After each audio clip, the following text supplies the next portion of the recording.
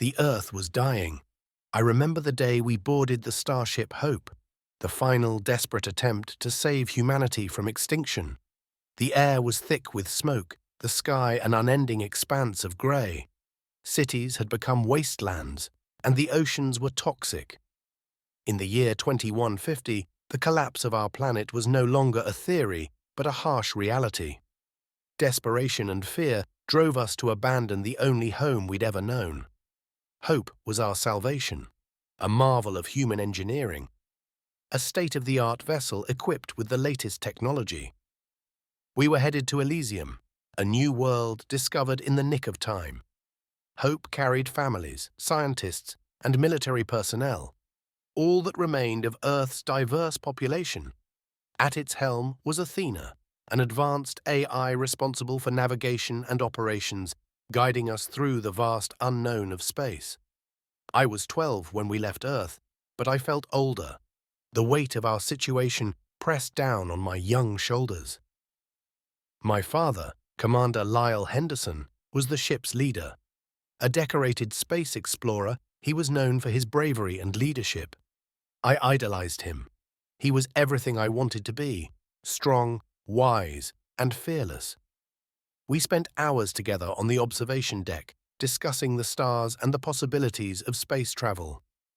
"Look, Aidan," he said, pointing to the endless spread of stars one night. "Each one of those could be a sun to a planet like Elysium. We're not just running away. We're heading towards a new beginning." His words filled me with hope. I believed in him, in his vision. But that was before everything changed. It started as a normal day. I had decided to explore the lower decks of Hope, a place filled with the hum of machinery and the scent of metal. I liked the solitude, the way the vastness of the ship made me feel like an explorer. I wandered down a corridor I hadn't noticed before. My curiosity piqued. At the end of the corridor, behind a barely noticeable panel, I found a hidden compartment. Inside, the room was dimly lit, filled with strange, alien-looking equipment and documents that made no sense. The air felt different here, charged with an unfamiliar energy. I picked up a piece of the equipment, a sleek, silver object with glowing symbols, and a shiver ran down my spine. Something was off. That night at dinner, I watched my father closely. Commander Lyle Henderson seemed different. His usual warmth was replaced by an unsettling coldness. He barely acknowledged me, his eyes distant and unreadable. "Dad?" I ventured, pushing my food around my plate. "Are you feeling okay?" He glanced at me, a flicker of confusion in his eyes before he responded. "Just tired, Aidan. Running this ship takes a lot out of a person." But it was more than that. He had begun forgetting things, small details about our life on Earth, personal memories that defined our relationship. He was distant, and I couldn't shake the feeling that the father I knew was slipping away. The next day, I sought out Dr. Mara Lynn, the ship's chief scientist and a close family friend. I found her in the lab, surrounded by screens and instruments, her focus intense as always. "Mara," I said, my voice trembling, "something's wrong with my dad. He's different." She looked up from her work, her expression softening. "Aidan, everyone is under a lot of stress. It's a big transition for all of us." "No," I insisted, "it's more than that. I found something in the lower deck, a hidden room with strange equipment. And Dad, he's forgetting things, important things." Mara sighed, pushing a strand of hair behind her ear. "I'm sure there's a logical explanation. Maybe he's just exhausted. Running this mission is a huge responsibility." Her words didn't convince me. The hidden room, my father's strange behavior, it was too much to ignore. I decided to continue with my daily routines, hoping my suspicions were wrong, that things would go back to normal. But they didn't. Commander Lyle Henderson grew more erratic, more alien each day. One evening, as we stood on the observation deck, the familiar stars now feeling like strangers, I mustered the courage to confront him again. "Dad, you're not yourself," I said, my voice steady despite the fear gripping me. "You're forgetting things, acting strange. What's going on? He turned to me, his face devoid of the warmth I once knew. Aiden, you're imagining things. I'm fine. Focus on your studies and let me handle the ship. But I couldn't ignore the signs. I couldn't shake the feeling that my father was hiding something, something that could endanger us all. I needed to know the truth, even if it meant uncovering secrets that were never meant to be found. The next morning, I returned to the lower deck, determined to understand what I had found. I spent hours poring over the documents, trying to decipher the alien symbols and the meaning behind the equipment. What I discovered chilled me to the bone. The documents spoke of an alien race, the Zelani, and a project named Operation Stardust. My father had not just volunteered for this mission. He had become something else entirely. I needed help. I ran to Mara's quarters, banging on the door until she opened it, her face etched with concern. "Mara, you need to see this," I panted, thrusting the documents into her hands. "It's about Dad. It's something alien." She scanned the papers, her eyes widening with each word. "Aiden, this is serious. If what you're saying is true, it changes everything. I know, we have to do something. We have to find out what happened to him." Mara nodded, her expression grim. "We need to approach this carefully. If the Zelani are involved, revealing the truth could put us all in danger." As Mara and I began to dig deeper, I felt the weight of the world, or rather, the weight of our entire race, on my shoulders. We were no longer just passengers on a ship. We were pawns in a game far beyond our understanding. And my father, the man I had always looked up to, was at the center of it all. Days turned into weeks, and the tension aboard Hope grew. I watched as my father became more detached, more mechanical. The man I once knew seemed to vanish before my eyes, replaced by an entity I couldn't recognize. One night, as I lay in bed, a voice echoed in my mind, soft but clear. "Aiden, you must uncover the truth. Trust in your instincts." I bolted upright, my heart racing. The voice was unfamiliar, yet it felt oddly comforting, like a guiding hand in the darkness. It wasn't Athena, the ship's AI. It was something, or someone, else. "Mara," I whispered into my communicator, "I think someone, or something, is trying to help us." The days that followed were a blur of secret meetings and hushed conversations. Mara and I pieced together the puzzle, slowly unraveling the conspiracy that threatened not just our mission, but our very existence. The closer we got to the truth, the more dangerous our journey became. And as we neared Elysium, the stakes grew higher. The future of humanity hung in the balance, and I knew that the answers we sought would come at a cost. But I was ready to face whatever lay ahead, determined to save my father and uncover the secrets that had been buried in the depths of the Hope. For we were the last stardust, the remnants of a dying world, and our destiny was intertwined with the stars above. The voice echoed in my mind, clear and insistent. "Aiden, uncover the truth." The urgency in those words spurred me into action. If I was going to expose whatever had happened to my father, I needed help. I needed Lena. Lena was the best hacker I knew, even though she was only 14. Her parents had been engineers on Earth, and she'd inherited their talent for technology. I found her in the makeshift computer lab she'd set up in a storage room, surrounded by screens and wires.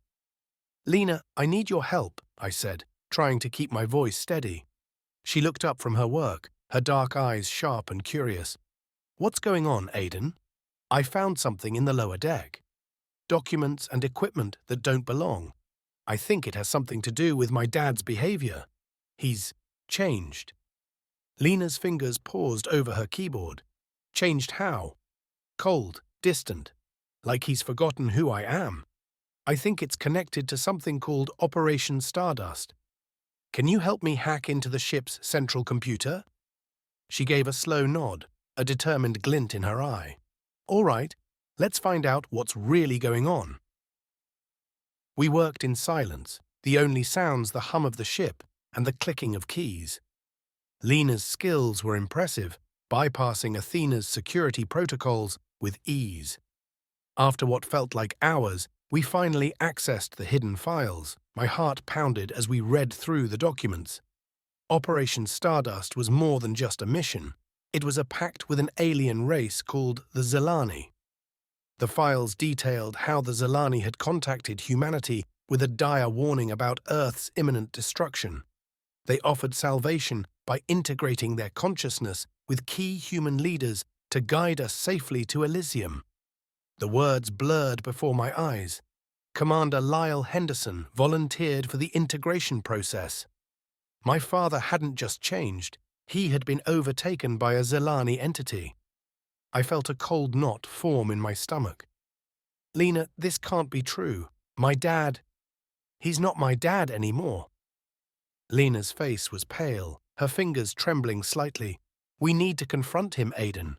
We need to know the truth. Later that night, I found my father in his quarters, staring out at the stars. The room was dim, the only light coming from the holographic star maps projected on the walls. Dad, we need to talk, I said, my voice shaking. He turned to me, his expression unreadable. What is it, Aiden? I know about Operation Stardust. I know you're not really my dad anymore. His eyes narrowed, and for a moment there was a flicker of something. Fear, anger, maybe regret. Aiden, you don't understand. Then make me understand, I shouted. You've been lying to me, to everyone. What are you? The air seemed to thicken, and he took a step closer, his voice low and measured. I am a Zelani, integrated with your father to ensure humanity's survival. We did this to save you all. But at what cost? I demanded. You've taken away my father. And what about Elysium? What are you planning? The alien intelligence inside him hesitated, then spoke. Elysium is not just a new home. It is a place where we can create a hybrid species, combining the strengths of both our races. I felt a surge of anger and betrayal. So you're using us as lab rats? Breeding us like animals? Aiden, it's the only way to ensure the survival of both our species, he said, but his voice lacked conviction. Before I could respond, the door slid open, and Dr. Mara Lynn stepped inside, her eyes wide with shock. Aiden, what's going on? I was right, Mara, I said, my voice breaking. He's not my dad. He's a Zelani. Mara's face hardened, and she turned to my father, or whatever he was now. Is this true? The alien nodded slowly. Yes, we are integrated to guide humanity, but our goals are aligned. Mara took a step back, her mind racing. We need to tell the council. They need to know what's happening. As we left the room, I could feel the weight of my father's, or the alien's, gaze on my back. The man I once knew was gone, replaced by something I couldn't understand. We convened the council in the main hall. A mix of military personnel, scientists, and civilians. Tensions were high as Mara and I presented our findings. Captain Alvarez, my father's second in command, listened intently, his expression unreadable. The Zelani have overtaken our leaders, Mara said, her voice steady. They plan to use us to create a hybrid species on Elysium. The room erupted into chaos. Some members were willing to accept the Zelani's plan, seeing it as the only way to ensure survival. Others were outraged by the deception and the loss of human autonomy. Captain Alvarez stood, his voice cutting through the noise. Enough. We need to consider our options carefully. If what they say is true, we cannot act rashly. But the damage was done. Factions formed, alliances shifted. Mara and I were labeled as traitors by those loyal to the Zelani, including Alvarez. We were forced into hiding, moving through the ship's hidden passages and relying on the support of those who believed in preserving our humanity. As we navigated through the maze-like corridors of the Hope, I couldn't shake the feeling of being hunted. The ship, once a beacon of hope, had become a battleground, and with each passing day, the tension grew. One evening, as we rested in a secluded compartment, I heard the voice again, clearer this time. Aiden, stay strong. The truth will guide you. I turned to Mara, who was studying a map of the ship. Mara, I've been hearing a voice. It's been guiding me, telling me to uncover the truth. She looked at me, her brow furrowed. A voice. Could it be another Zelani? Or something else? I don't know, I admitted, but it feels different. Like it wants to help us. Mara nodded, deep in thought. We need to use every advantage we have. If this voice can help us, we have to listen. As we continued our investigation, we gathered more evidence, finding hidden documents, and interviewing crew members who were starting to question the Zelani's intentions. We built a network of loyalists, each one dedicated to preserving human autonomy. Our small group grew bolder, launching covert operations to disrupt the pro-Zelani faction. We hacked into communication systems, intercepted messages, and spread the truth among the crew. Every move brought us closer to a confrontation that felt inevitable. Finally, as the Hope neared Elysium, tensions reached a boiling point. Captain Alvarez, now openly supportive of the Zelani, declared martial law, branding us as enemies of the mission. We knew it was only a matter of time before we were caught. In a desperate bid to reveal the truth to the entire ship, we devised a plan to hijack the main communication system. It was risky, but we had no other choice. We needed everyone to know what was at stake. The night of the operation, we moved through the ship's ventilation system, hearts pounding. Mara led the way, her determination unwavering. I followed, clutching the data crystal that contained our evidence. Behind us, our loyalists covered our tracks, ready to defend us if needed. Reaching the main communication hub, we encountered a security team. A brief but intense struggle ensued, and we barely managed to overpower them. As we secured the area, Lena began the upload, her fingers flying over the controls. "Hurry, Lena," Mara urged. "We don't have much time." I kept watch, my heart racing. The seconds felt like hours. Finally, the screen flashed, indicating the upload was complete. Our message, the truth about Operation Stardust and the Zelani's intentions, was now broadcasting to the entire ship. Chaos erupted as the crew received the message. Factions clashed, the pro-Zelani forces trying to regain control. In the midst of the turmoil, I felt a presence beside me. "You've done well, Aiden," the voice said, comforting and strong. "But the fight is not over." As we prepared for the inevitable confrontation with Captain Alvarez and the Zelani, I knew one thing for certain. We would not give up. We would fight for our humanity, for the memory of my father, and for the future of all those aboard the Hope. The final battle for our destiny had begun. The countdown had begun. Hope was entering Elysium's orbit, and Mara and I had one last shot to reveal the truth. The ship hummed with tension, a ticking time bomb, ready to explode. We moved quickly through the dimly lit corridors, our footsteps silent but purposeful. Every second counted. We reached the covert access point, a maintenance room hidden away from prying eyes. Lena was already there, her fingers flying over the console. The room was filled with the glow of screens and the hum of machinery. I could feel the weight of the moment pressing down on me. "We're in," Lena said, her voice tight with concentration. "Once I start the broadcast, there's no turning back." "Do it," Mara replied, her voice steady. "Everyone needs to know the truth." Lena nodded and initiated the upload. The screens flickered, and the message we had prepared began to play across the ship's communication system. It was a detailed account of the Zelani's intentions, the integration of their consciousness with human leaders, and the true purpose of Elysium. The reaction was immediate and chaotic, the hallways filled with the sound of raised voices and hurried footsteps. Crew members and passengers alike were shouting, demanding answers. The pro-Zelani faction, led by Captain Alvarez, tried to suppress the broadcast, but it was too late. The truth was out. Mara turned to me, her eyes fierce. "We need to get to the bridge. That's where this ends." We moved through the ship with purpose, dodging groups of arguing crew members and evading the pro-Xelani forces. The tension was palpable, and I could feel the ship itself vibrating with the intensity of the conflict. When we reached the bridge, it was utter chaos. Captain Alvarez and his supporters were trying to take control of the ship's systems, while loyalists to the original mission fought to stop them. The air was thick with shouts and the sounds of struggle. My father, or rather, the alien host that had taken over his body, stood at the center of the chaos, directing the pro-Xelani forces.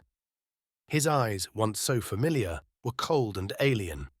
"Stop this madness," Alvarez shouted, trying to be heard over the din. "The Xelani are our only hope." "No!" I yelled, pushing my way through the crowd. "They're using us. Elysium isn't a new home, it's a breeding ground for their hybrid species." Commander Lyle turned to face me, his expression unreadable. "Aiden, you don't understand. This is for the survival of both our species." I felt a surge of anger and desperation. "What about our survival? What about your own son? You're not my father anymore." For a moment, something flickered in his eyes. Something human. "Aiden." I stepped closer, my heart pounding. "Dad, I know you're still in there. Fight it. Remember who you are." The alien intelligence within him struggled, and I could see the internal conflict play out on his face. Memories of our time together, of the bond we shared, seemed to resurface, causing the Xelani entity to falter. "You taught me about the stars," I continued, my voice breaking. "You said we were heading towards a new beginning, not becoming pawns in some alien experiment. Please, Dad, come back to me." His body trembled, and for a brief moment I saw my father in his eyes. "Aiden, But before he could finish, Captain Alvarez lunged at me, pulling me away. "Enough of this! The mission must continue!" Mara intervened, her expression fierce. "No, Alvarez! This ends now!" She tackled him, and they fell to the ground, struggling for control. I rushed back to my father, determined to reach him. "Dad, fight it! Remember who you are!" The alien host writhed, and I could see the battle raging within him. The Xelani entity's control was slipping, weakened by the resurgence of my father's consciousness. I knew we were running out of time. Mara, panting from her struggle with Alvarez, shouted, "Aiden, the equipment! We can reverse the integration!" I remembered the strange alien device I had found in the lower decks, the one that had started this nightmare. I pulled it from my pack and handed it to Mara. "What do we do?" Mara quickly assessed the device, her hands shaking. "We need to use your emotional connection as a catalyst. It's the only way to break the integration." I stood close to my father, placing my hands on his shoulders. "Dad, I love you. Come back to me." Mara activated the device, and a beam of light enveloped us. I felt a surge of energy, a connection that transcended the physical. My father's memories, our shared experiences, flooded back to him, overpowering the Xelani's control. With a final, wrenching shudder, the alien entity was expelled, leaving my father gasping and weak. "Aiden, my son!" Tears streamed down my face as I hugged him. "Dad, you're back." The pro-Xelani faction, seeing their leader restored to his human self, hesitated. Captain Alvarez, realizing his defeat, was subdued by Mara and the Loyalists. Order was slowly restored as the truth settled over the crew and passengers. In the days that followed, the passengers of Hope made a collective decision. Fully aware of the Xelani's true intentions, they chose to reject the alien plan and colonize Elysium on their terms. The unity and determination of the human spirit shone through as we began to build our new home. Commander Lyle, though changed by his experience, resumed his leadership role with a renewed sense of purpose. Together, we worked to establish a new settlement, guided by the lessons of our past and the hope for our future. Standing beside my father on the observation deck, I looked out over the verdant landscape of Elysium. The stars shone brightly above, a reminder of the vastness of the universe and the resilience of humanity. We did it, Dad, I said, feeling a profound sense of hope and determination. We're really starting over. He placed a hand on my shoulder, his grip firm and reassuring. Yes, Aiden, we are. And this time, we'll build something better.